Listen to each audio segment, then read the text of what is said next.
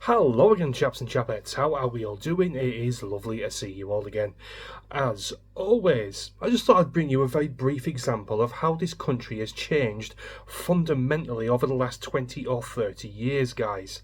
Now, the story I'm about to bring you is about some Kurdish protesters protesting at some Kurdish terrorists being arrested. Now, bearing in mind, guys, this is in London, in the United Kingdom, that this protest is happening. I mean, why?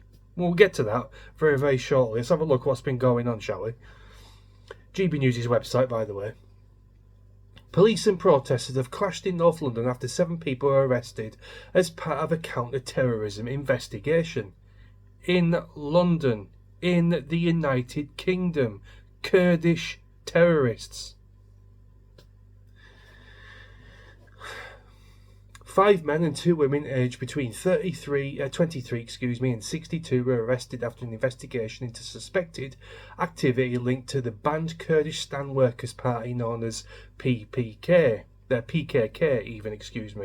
in London, in the United Kingdom. Kurdish Workers' Party. Long gone are the days of jellied eels and happy Cockney sparrows knocking around the place, wouldn't you say?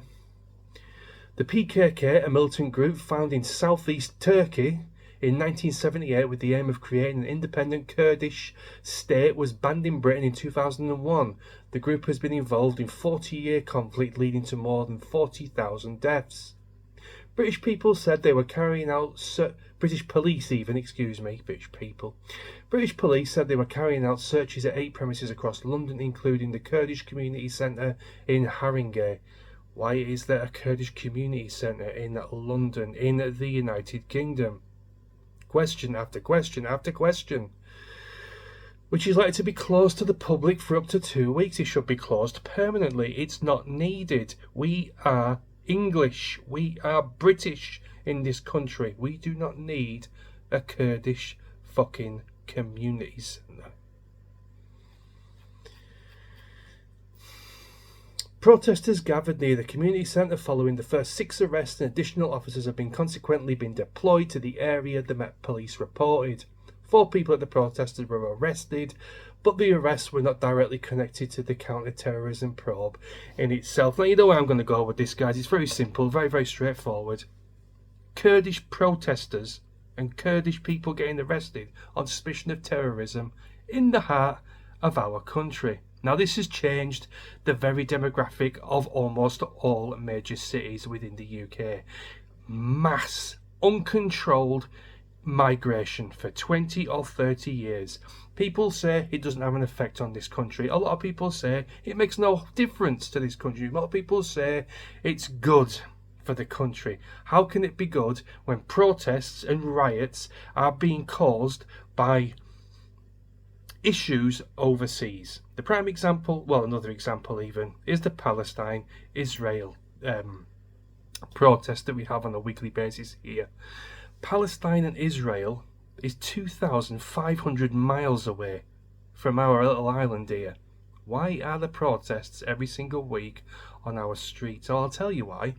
Because the cities in which they take place in are overridden with foreign ideals and foreign ideologies. You cannot escape it. We have a farmers' protest within London. Now, a lot of people say, oh, what about that protest? What about this protest? Those protests have got something to do with the British people. If the farmers go belly up, so does the food on our table. It matters to us. What the fuck do we give a shit about some Kurdish terrorists being arrested? We don't. I couldn't give a rat's ass, couldn't give a monkey's toss. But the people here, hundreds if not thousands of people, do care, and they take to the streets and they cause trouble and they get arrested simply for some terrorists getting arrested. That shouldn't be happening on our shores. It shouldn't be happening in the United Kingdom, where English and British people live. It is dire straits of the highest order. These people shouldn't be here. At least shouldn't be here in such huge numbers, because they are changing the very demographic of every place that they infest. every single time, and it's only going to get worse. They keep on piling in, they keep on breeding like wildfire, outbreeding us by about 5 to 1, if not more, and it's only going to exasperate the situation. Not long from now, hopefully not in my lifetime, we will see where foreign ideals take hold in every single city, every single town, and every single village within this country. A lot of people say I've been brainwashed. A lot of people call me an extremist. No, far from it. I am a realist. That is the major difference. I just thought I'd bring this to you guys.